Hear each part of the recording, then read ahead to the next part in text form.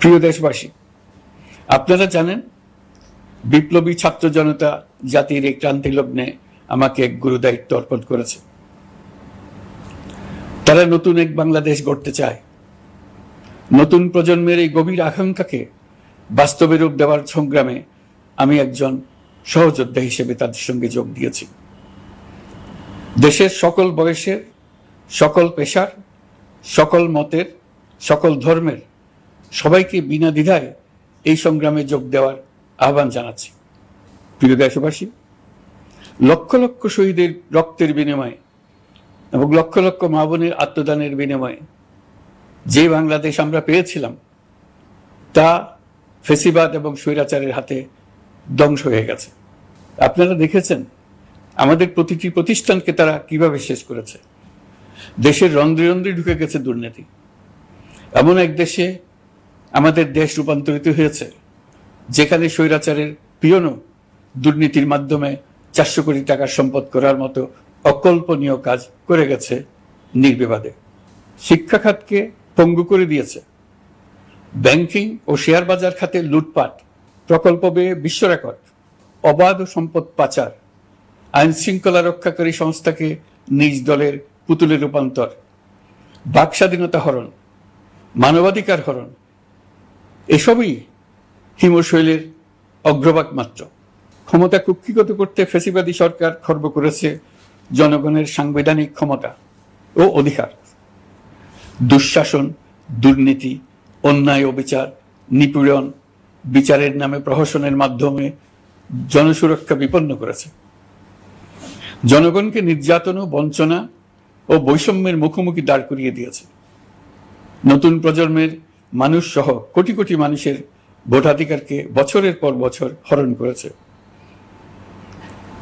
মানুষের এগিয়ে যাওয়ার পথে সকল ধরনের প্রতিবন্ধকতা তৈরি করে স্বৈরাচার তার নিজের, পরিবারের ও দলের কিছু মানুষের হাতে দেশের মালিকানা তুলে দিয়েছে। প্রিয় দেশবাসী, কিন্তু এই দ্বার প্রান্তে দাঁড়িয়েই আমাদের গড়তে হবে স্বপ্নের বাংলাদেশ।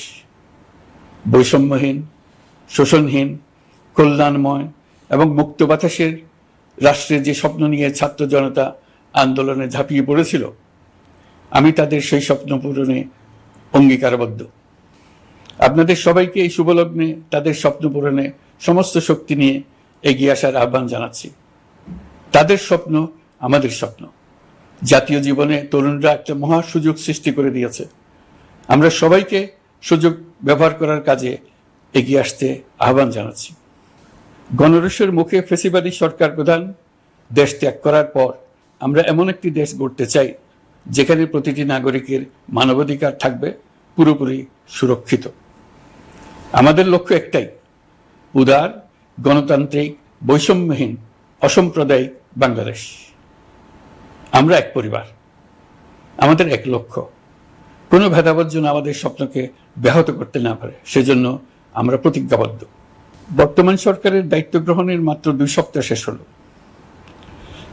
কর্মযাত্রার প্রথম পর্যায়ে রাষ্ট্র সংস্কারের কাজে আপনাদের কাছ থেকে যে সমর্থন পাচ্ছি সেজন্য আন্তরিক ধন্যবাদ। আমরা অনুধাবন করছি যে আমাদের কাছে আপনাদের প্রত্যাশা অনেক। এই প্রত্যাশা পূরণে আমরা বদ্ধপরিকর। যদিও দীর্ঘদিনের গণতন্ত্রহীনতা, 15 বছরের ফেসিবাদী শাসন ব্যবস্থা প্রায় প্রতিটি ক্ষেত্রেই আমাদের জন্য পর্বতসম চ্যালেঞ্জ রেখে গিয়েছে, কিন্তু এই চ্যালেঞ্জ গ্রহণে আমরা প্রস্তুত। আজ আমি সরকারের পক্ষ থেকে আপনাদের দোয়া ও সহযোগিতা কামনা করতে আপনাদের সামনে এসেছি। শুধু আমি বলবো, আপনাদের একটু ধৈর্য ধরতে হবে।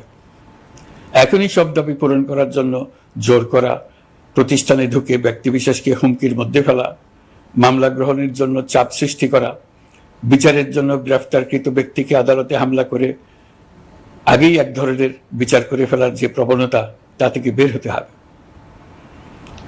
ছাত্র জনতার বিপ্লবের গৌরব ও সম্ভাবনা এসব কাজে ম্লান হয়ে যাবে। নতুন বাংলাদেশ গড়ার প্রচেষ্টা হতে ব্যাহত হবে। রাতারাতি এই পরিস্থিতি থেকে উত্তরণ কঠিন।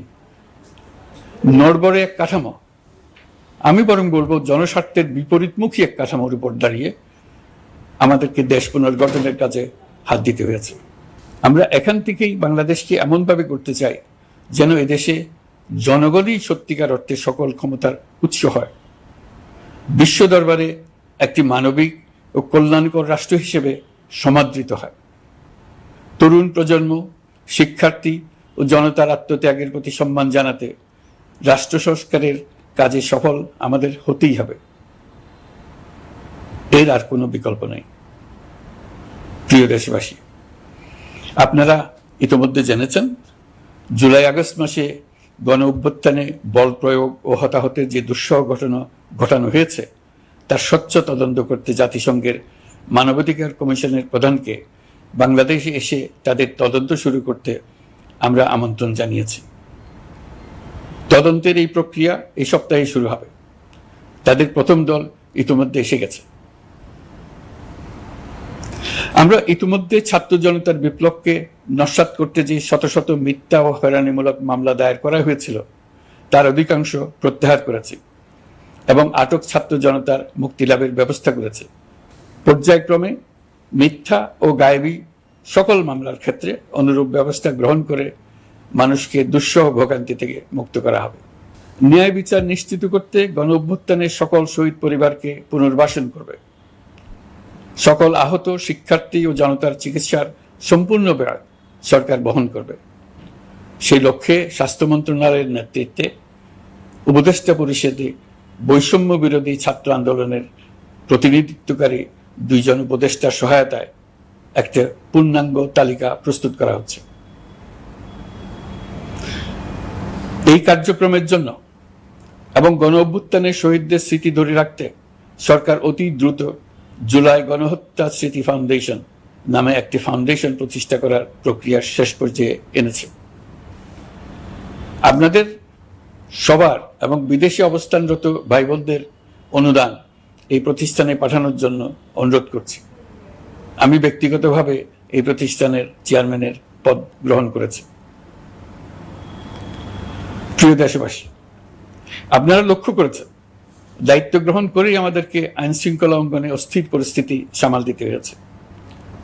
আপনাদের সহযোগিতা ও সমর্থনে দেশপ্রেমিক সকল আইন শৃঙ্খলা রক্ষাকারী বাহিনী কাজে যোগ দিয়েছে। ফ্যাসিবাদী সরকার প্রশাসনের চরম দলীয়করণ করার ফলে বিপুল সংখ্যক কর্মকর্তা কর্মচারী দীর্ঘদিন বৈষম্যের শিকার হয়েছেন। আমরা ইতিমধ্যে সংশোধনমূলক ব্যবস্থা গ্রহণ করতে আরম্ভ করেছি, তবে প্রশাসনকে গতিশীল রাখতে এবং একই সাথে সুনির্দিষ্ট পদ্ধতি অনুসরণ করে সঠিক সিদ্ধান্তে উপনীত হতে সময় প্রয়োজন। সেজন্য সকলকে ধৈর্য ধরার অনুরোধ করছি। প্রশাসনের সকল ক্ষেত্রে প্রতিষ্ঠানগুলো যেন জনগণের আস্থা ফিরে পায়, সেটি আমাদের অন্যতম উদ্দেশ্য। লুটপাট ও দুর্নীতির আখড়ায় পরিণত করা ব্যাংকিং খাতে সুশাসন নিশ্চিত করার জন্য আমরা উদ্যোগ নিয়েছি। এই খাতে দক্ষ জনবল নিয়োগ দেওয়া হচ্ছে। ব্যাংকিং খাতে শৃঙ্খলা স্থাপন, ব্যবসা বাণিজ্যে সহায়ক পরিবেশ তৈরি এবং জনগণের জীবনযাপন সহজ করতে নিত্য প্রয়োজনীয় দ্রব্যমূল্য ও মূল্যস্ফীতি নিয়ন্ত্রণে আনার আমরা উদ্যোগ সচল করেছি। ব্যাংকিং খাতে দীর্ঘমেয়াদী সংস্কারের জন্য ব্যাংক কমিশন গঠন করা হবে। আর্থিক খাতে সার্বিক পরিস্থিতি ও সংস্কার বিষয়ে একটি রূপকল্প তৈরি করা হবে, যা দ্রুত জনসমক্ষে প্রকাশ করা হবে। শেয়ার বাজার, পরিবহন খাত সহ যেসব ক্ষেত্রে চরম বিশৃঙ্খলা বিরাজ করছে তা নিরসনের দ্রুত পদক্ষেপ নেওয়া হচ্ছে। বিচার বিভাগকে দুর্নীতি ও দলীয় প্রভাব মুক্ত করতে কার্যক্রম শুরু হয়েছে। একটি সুনির্দিষ্ট প্রক্রিয়ার মধ্য দিয়ে বিচার বিভাগের স্বাধীনতা ও জবাবদিহিতা নিশ্চিত করার উদ্যোগ নেওয়া হয়েছে। ফ্যাসিবাদী সরকারের বিচার বহির্ভূত হত্যাকাণ্ড, গুম, খুন, অপহরণ এবং আয়নাঘরের মতো চরম ঘৃণ্য সকল অপকর্মের ন্যায় বিচার নিশ্চিত করা হবে। এসব অপকর্মের সঙ্গে জড়িত সকলের বিচার নিশ্চিত করা হবে। তালিকা প্রস্তুত করে মিথ্যা মামলা প্রত্যাহার করা হবে। দুর্নীতি ও সম্পদ পাচারের বিচার করা হবে। আইন শৃঙ্খলার ক্ষেত্রে জনমুখী ও দলীয় প্রভাবমুক্ত জবাবদিহিমূলক কাঠামো সৃষ্টির লক্ষ্যে পুলিশ কমিশন গঠন করা হবে।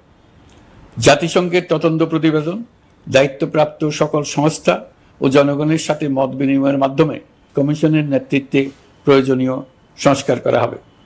বাংলাদেশকে আর কোনোদিন কেউ যেন কোনো পুলিশি রাষ্ট্রে পরিণত করতে না পারে তার ব্যবস্থা করা হবে। তথ্যের অবাধ প্রবাহ ও গণমাধ্যমের স্বাধীনতা নিশ্চিত করা হবে। ফ্যাসিবাদী সরকার গণমাধ্যমের উপরও দলীয়করণ ও নির্যাতনের বোঝা চাপিয়েছিল। জনগণের তথ্যের অধিকার নিশ্চিত করতে আমরা প্রতিশ্রুতিবদ্ধ। তথ্যের প্রবাহে বিদ্যমান আইনি ও অন্যান্য বাধা অপসারণ করা হবে।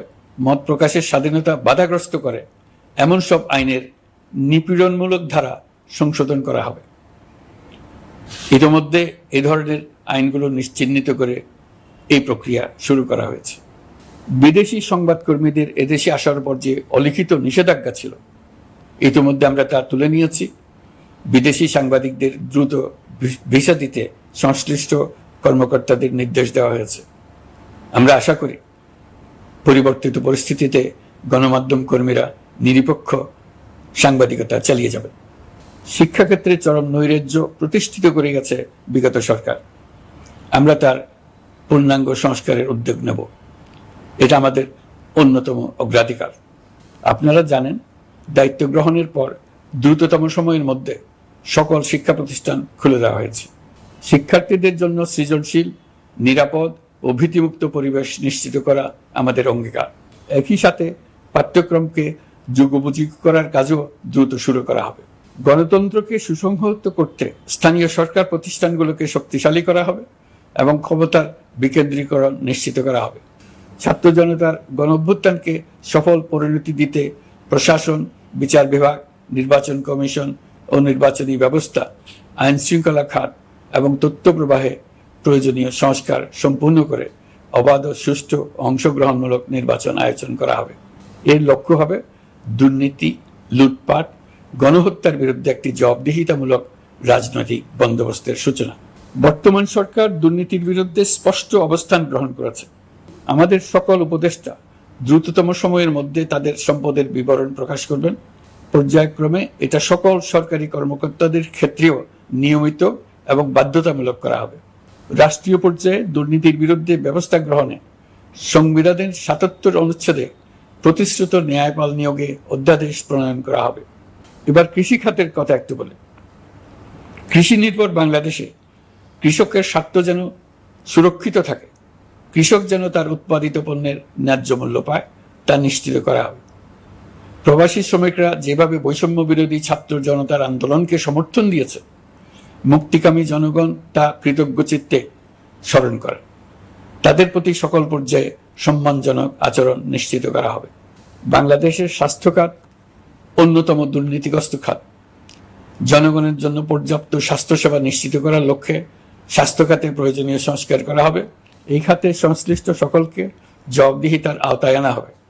হাসপাতালগুলোকে আধুনিকায়নের উদ্যোগ নেওয়া হবে এবং সেখানে সরকারি ডাক্তার সহ বিশেষজ্ঞদের নিয়মিত উপস্থিতি নিশ্চিত করা হবে। স্বাস্থ্যসেবা যাতে নির্দিষ্ট কিছু অঞ্চলে কেন্দ্রীভূত না থাকে, দেশের সব অঞ্চলের মানুষ সমান স্বাস্থ্যসেবা পায়, সে লক্ষ্যে প্রয়োজনীয় উদ্যোগ নিতে আমরা বদ্ধপরিকর। বর্তমান প্রজন্ম অনেক বেশি সচেতন। বিশ্বের বিভিন্ন প্রান্তে ঘটে যাওয়া পরিবর্তন বিষয়ে তারা ওয়াকিবহাল শুধু নয়, তারা নেতৃত্ব দিচ্ছে। তারা যে উন্নয়নের স্বপ্ন দেখে তা টেকসই এবং পরিবেশ বান্ধব, প্রকৃতি ধ্বংসকারী উন্নয়ন নয়। শুধু জিডিপি একটি দেশের উন্নয়নের মাপকাঠি হতে পারে না। নদী, নালা, খাল, বিল, পাহাড়, বন, মাটি আর বাতাস ধ্বংস আর দূষিত করে যে উন্নয়ন হয় তা দীর্ঘমেয়াদী, টেকসই নয়। জীবাশ্ম জ্বালানির বিরুদ্ধে পরিবেশবাদীদের সাথে আমাদের সরকারের অবস্থান সামঞ্জস্যপূর্ণ। জলবায়ু পরিবর্তন রোধ করতে এবং আগামী প্রজন্মের জন্য সুস্থ একটা পৃথিবী রেখে যেতে কার্বন নিঃসরণ শূন্যের কোটায় নামিয়ে আনার বিকল্প নেই। আমাদের সরকার পরিবেশ ও জলবায়ু রক্ষায় সর্বোচ্চ গুরুত্ব দেবে। এই কার্যক্রমে তরুণ সম্প্রদায়কে সম্পৃক্ত করা হবে। ইতোমধ্যে বিভিন্ন রাষ্ট্র ও জাতিসংঘ বর্তমান সরকারের কর্মসূচির প্রতি সমর্থন ব্যক্ত করেছে। আমরা সকল রাষ্ট্রের সাথে বন্ধুত্বপূর্ণ সম্পর্ক বজায় রাখব। আমাদের পররাষ্ট্রনীতির ভিত্তি হবে পারস্পরিক আস্থা, বিশ্বাস ও সহযোগিতা। আমরা মানবাধিকার আইন সহ সকল আন্তর্জাতিক আইনের প্রতি শ্রদ্ধাশীল। আমাদের পক্ষ থেকে গুম বিষয়ক আন্তর্জাতিক চুক্তির পক্ষরাষ্ট্র হওয়া সহ বিভিন্ন পদক্ষেপ নেওয়া হয়েছে। ইতিমধ্যে পক্ষভুক্ত এমন সকল আঞ্চলিক ও দ্বিপাক্ষিক চুক্তি ও সমঝোতা বাস্তবায়ন করে যাব। আমাদের সরকার রোহিঙ্গা সমস্যার বাস্তবসম্মত সমাধানের লক্ষ্যে আন্তর্জাতিক সম্প্রদায়ের সাথে কাজ করে যাবে। আমরা জাতীয় ঐক্যে বিশ্বাসী। প্রয়োজনীয় সংস্কারের লক্ষ্যে রাজনৈতিক ঐক্যের মধ্য দিয়ে নিশ্চিত করা হবে নারী, শিশু, প্রতিবন্ধী, ধর্মীয় সংখ্যালঘু, আদিবাসী সকলেই এদেশের নাগরিক এবং সমান আইনের সুরক্ষার অধিকারী। তাদের সকলের মানবিক অধিকার সহ অন্যান্য সকল অধিকার নিশ্চিত করার উদ্যোগ নেওয়া হবে। এই জন্য আমি উপদেষ্টা পদমর্যাদা সম্পন্ন একজন বিশেষ সহকারী নিয়োগ দিয়েছি, যার দায়িত্ব হবে জাতীয় সংহতি উন্নয়ন। বন্যা কবলিত এলাকার সকল মানুষের দুর্ভোগ লাঘবে সরকার সঠিক সহায়তা দেওয়ার জন্য সরকারের যত কার্যক্রম আছে তাদের সচল করেছে। ইতিমধ্যে উপদেষ্টাবৃন্দ বিভিন্ন এলাকার দায়িত্ব নিয়ে এলাকায় গেছেন। আমার কার্যালয়ে একটা নিয়ন্ত্রণ কক্ষ স্থাপন করা হয়েছে। বন্যা পরবর্তী কার্যক্রম নেওয়া হয়েছে। ভবিষ্যতে বন্যা নিয়ন্ত্রণের জন্য করণীয় কি স্থির করার জন্য পদক্ষেপ নেওয়া হচ্ছে। দেশপ্রেমিক সেনাবাহিনী, পুলিশ, বিজিবি, র্যাবকে গুম নির্যাতনের কাজে লাগিয়ে তাদের কলঙ্কিত করা হয়েছে। তারা দেশের গৌরব। তাদেরও কিছু অতি উৎসাহী সদস্যের কারণে পুরো বাহিনীকে আমরা কলঙ্কিত দেখতে চাই না। আমরা অপরাধীদের চিহ্নিত করতে চাই এবং তাদের শাস্তি দিতে চাই, যেন ভবিষ্যতে কারো হুকুমে দেশপ্রেমিক কোনো বাহিনীর, পুলিশের, র্যাবের কোনো সদস্য হত্যাকাণ্ড, গুম ও অত্যাচারে জড়িত হওয়ার সাহস না করে।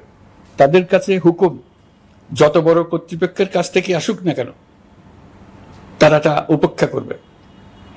ভবিষ্যতে উপরওয়ালার হুকুমে এমন ঘৃণ্য কাজ করতে বাধ্য হয়েছে এমন ব্যাখ্যা কারো কাছে গৃহীত না হয় তার ব্যবস্থা করা হবে। আমি দেশরক্ষা বাহিনী, পুলিশ বাহিনী এবং অন্যান্য সহল বাহিনীকে নির্দেশ দিয়েছি তারা তাদের মধ্যে যারা হত্যাকাণ্ড, গুম, খুন বা শারীরিক মানসিক অত্যাচারে সরাসরি জড়িত তাদের চিহ্নিত করে বিচারের ব্যবস্থা করতে। যারা গুম হয়েছে, হত্যার শিকার হয়েছে তাদের তালিকা প্রস্তুত করতে। তাদের পরিবার সমূহকে সান্ত্বনা দেওয়ার ভাষা আমার নাই। তাদের জীবনে শান্তি ফিরিয়ে আনতে আমরা প্রচেষ্টা অব্যাহত রাখব।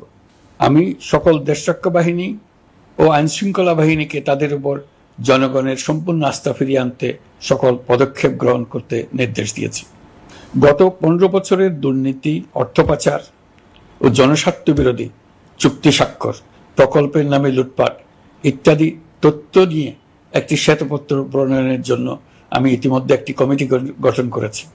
আমি বিভিন্ন দেশের রাষ্ট্রদূত এবং দাতা সংস্থার প্রতিনিধিদের সঙ্গে বৈঠক করেছি এবং করে যাচ্ছি। ছাত্র জনতার গণঅভ্যুত্থানের পর দেশ গঠনের জন্য সকল প্রকার আর্থিক অন্যান্য সহযোগিতার জন্য তাদেরকে অনুরোধ জানাচ্ছি। তারা এই ব্যাপারে আগ্রহ দেখাচ্ছে। তাদের কাছে আমাদের প্রস্তাব সমূহ প্রণয়ন করে দ্রুত পাঠানোর ব্যবস্থা নিয়েছি। তাদেরকে অনুরোধ জানিয়েছি তারা যেন পরিস্থিতির কারণে অতি দ্রুত অর্থ ছাড় করার ব্যবস্থা নেন। তাদেরকেও বলেছি যে অবস্থার মধ্য দিয়ে আমরা যাচ্ছি তা যেমন একটি দুর্যোগপূর্ণ সময়, তেমনি এটা জাতির জীবনে মস্ত বড় সুযোগ। এই সুযোগকে যেন আমরা পূর্ণভাবে কাজে লাগাতে পারি, সেই জন্য তাদের সহযোগিতা চেয়েছি। এই গণ অভ্যুত্থানে বিদেশে অবস্থানকারী বাংলাদেশিরা অত্যন্ত গুরুত্বপূর্ণ ভূমিকা পালন করেছেন। জাতি তাদের অবদান বিশেষভাবে স্মরণ করবে। নতুন বাংলাদেশ গড়ার কাজে আমরা তাদের অংশগ্রহণ চাইব। আমাদের একটি লক্ষ্য হবে বিদেশগামী এবং প্রত্যাবর্তনকারী প্রত্যেক প্রবাসী শ্রমিককে মর্যাদা ও সম্মানের সঙ্গে দেশে আসা এবং যাওয়া নিশ্চিত করা। সে ব্যাপারে শিগগিরই পদক্ষেপ নেওয়া হবে। বিদেশে অবস্থানরত সকলের কাছে আমার আবেদন, তারা যেন তাদের উপার্জিত অর্থ অফিসিয়াল চ্যানেলে দেশে পাঠান। দেশের অর্থনৈতিক সংকট উত্তরণে এই অর্থ বিশেষভাবে প্রয়োজন। কি কি ব্যবস্থা নিলে তাদের জন্য অফিসিয়াল চ্যানেলে অর্থ পাঠানো সহজ হবে সেটা সম্বন্ধে আমরা তাদের পরামর্শ নেব। সারা দেশ ঘুষের মহাসমুদ্রে নিমজ্জিত। কিভাবে ঘুষ থেকে আমরা মুক্ত হতে পারি তার জন্য আমাদের পরামর্শ দেন। শুধু এই কাজটা নিয়ে অগ্রসর হতে পারলেই আমি মনে করি দেশের জন্য এই সরকার একটা গুরুত্বপূর্ণ অবদান রেখে গেছে বলে স্মরণীয় হয়ে থাকবে। আমি কথা দিচ্ছি এই ব্যাপারে আমি আমার সর্বশক্তি নিয়োজিত করব। আমাদের দায়িত্ব দেশের সকল মানুষকে একটি পরিবারের বন্ধনে আবদ্ধ করা। পরিবারে মতভেদ থাকবে, বাকবিতণ্ডা হবে, কিন্তু আমরা ভাই বোন, আমরা বাবা মা, আমরা কেউ কারো শত্রু না। কাউকে তার মতের জন্য শত্রু মনে করব না, কাউকে ধর্মের কারণে শত্রু মনে করব না, কাউকে লিঙ্গের কারণে শত্রু মনে করব না। আমরা সবাই সমান, কেউ কারো উপরে, কেউ কারো নিচে না। এই ধারণা আমরা জাতীয় জীবনের সর্বক্ষেত্রে প্রতিষ্ঠিত করতে চাই। একটা বিশেষ ব্যাপারে আমরা আপনাদের সহযোগিতা চাচ্ছি। আমাদের দায়িত্ব গ্রহণের পর থেকে প্রতিদিন সচিবালয়ে, আমার অফিসের আশেপাশে, শহরের বিভিন্ন স্থানে সমাবেশ করা হচ্ছে। গত 16 বছরের অনেক দুঃখ কষ্ট আপনাদের জমা আছে, সেটা আমরা বুঝি। আমাদের যদি কাজ করতে না দেন, তাহলে দুঃখ ঘোচানোর সকল পথ বন্ধ হয়ে যাবে। আপনাদের কাছে একান্ত অনুরোধ, আমাদের কাজ করতে দেন। আপনাদের যা চাওয়া তা লিখিতভাবে আমাদেরকে দিয়ে যান। আমরা আপনাদের বিপক্ষ দল নয়। আইনসঙ্গতভাবে যা কিছু করার আছে আমরা অবশ্যই তা করব, কিন্তু আমাদেরকে ঘেরাও করে এই গুরুত্বপূর্ণ দিনগুলোতে আমাদের কাজে বাধা দেবেন না। সবাই মিলে তাদের বোঝান, তারা যেন এই সময়ে তাদের অভিযোগের প্রতি দৃষ্টি আকর্ষণের জন্য আমাদের দৈনন্দিন গুরুত্বপূর্ণ কাজে বাধা না দেন। একটা বিষয়ে সবাই জানতে আগ্রহী, কখন আমাদের সরকার বিদায় নেবে? এটার জবাব আপনাদের হাতে। কখন আপনারা আমাদেরকে বিদায় দেবেন? আমরা কেউ দেশ শাসনের মানুষ নই। আমাদের নিজ নিজ পেশায় আমরা আনন্দ পাই। দেশের সংকটকালে ছাত্রদের আহ্বানে আমরা এই দায়িত্ব গ্রহণ করেছি। আমরা সমস্ত শক্তি দিয়ে দায়িত্ব পালন করব। আমাদের উপদেষ্টা মণ্ডলীও এই লক্ষ্যে উদ্বুদ্ধ হয়ে সবাই মিলে একটা টিম হিসেবে কাজ করে যাচ্ছি। কখন নির্বাচন হবে সেটা সম্পূর্ণ রাজনৈতিক সিদ্ধান্ত, আমাদের সিদ্ধান্ত নয়। দেশবাসীকে ঠিক করতে হবে আপনারা কখন আমাদেরকে ছেড়ে দেবেন। আমরা ছাত্রদের আহ্বানে এসেছি, তারা আমাদের প্রাথমিক নিয়োগকর্তা। দেশের আপামর জনসাধারণ আমাদের নিয়োগ সমর্থন করেছে। আমরা ক্রমাগতভাবে সবাইকে বিষয়টি স্মরণ করিয়ে যাব, যাতে হঠাৎ করে এই প্রশ্ন উত্থাপিত না হয়, আমরা কখন যাব। তারা যখনই বলবে আমরা চলে যাব। আমরা সংস্কারের অংশ হিসেবে নির্বাচন কমিশনকেও সংস্কার করব। কমিশনকে যে কোনো সময় আদর্শ নির্বাচনের জন্য প্রস্তুত রাখব। আমরা বিভিন্ন সংস্কারের কাজ শুরু করেছি। দেশবাসীকে অনুরোধ করব একটা আলোচনা শুরু করতে। আমরা সর্বনিম্ন কি কি কাজ সম্পূর্ণ করে যাব, কি কি কাজ মোটামুটি করে গেলে হবে। এই আলোচনার মাধ্যমে আমরা একটা দিক নির্দেশনা পেতে পারি। তবে চূড়ান্ত সিদ্ধান্ত রাজনৈতিক সিদ্ধান্ত, সেটা রাজনৈতিক আলোচনা থেকেই আসবে। এই দিক নির্দেশনা না পেলে আমরা দাতা সরকার এবং আন্তর্জাতিক অর্থনৈতিক প্রতিষ্ঠানসমূহের সঙ্গে আলোচনায় দৃঢ়তার সঙ্গে অগ্রসর হতে পারছি না। আমি নিশ্চয়তা দিচ্ছি, আমরা আমাদের পক্ষ থেকে মেয়াদ বৃদ্ধির কোনো প্রশ্ন তুলব না। আমরা আপনাদের সকলের দোয়া চাই। যেই কদিন আছি সেই সময়টুকু উপদেষ্টা মণ্ডলীর প্রত্যেকে নিজ নিজ সাধ্যমতো দেশের এই সংকটকালে সংকট উত্তরণে যেন নিজ নিজ মেধা সাধ্যমতো কাজে লাগাতে পারে। নতুন বাংলাদেশ গড়ার যে সুযোগ ছাত্র জনতার রক্তের বিনিময়ে আমরা অর্জন করলাম, আমরা আমাদের মতানৈক্যের কারণে সেটা যেন হাতছাড়া করে না ফেলে, এটা আমরা নিশ্চিত করতে চাই। এই সুযোগ এবার হারিয়ে ফেললে আমরা জাতি হিসেবে পরাজিত হয়ে যাব। শহীদ, আহত এবং জীবিত ছাত্র জনতার কাছে আমরা প্রতিজ্ঞাবদ্ধ থাকতে চাই। আমরা এই অর্জনকে কিছুতেই হারিয়ে যেতে দেব না। যে সুযোগ তারা আমাদেরকে দিয়েছে তার মাধ্যমে আমাদের দেশকে পৃথিবীর একটি শ্রদ্ধেয়, সকল দিকে দৃষ্টান্ত স্থাপনকারী দেশে পরিণত করতে আমরা শপথ নিয়েছি। সবশেষে আবারও আমাদের দেশের সকল মানুষ, শিশু, কিশোর কিশোরী, তরুণ তরুণী, বয়স্ক, বৃদ্ধ, নারী, পুরুষ সবার কাছে দোয়া চাইছি যেন আমরা আমাদের সকলের স্বপ্ন বাস্তবায়নে সফল হই। আল্লাহ আমাদের সহায় হন, আমাদের সবার মঙ্গল করুন।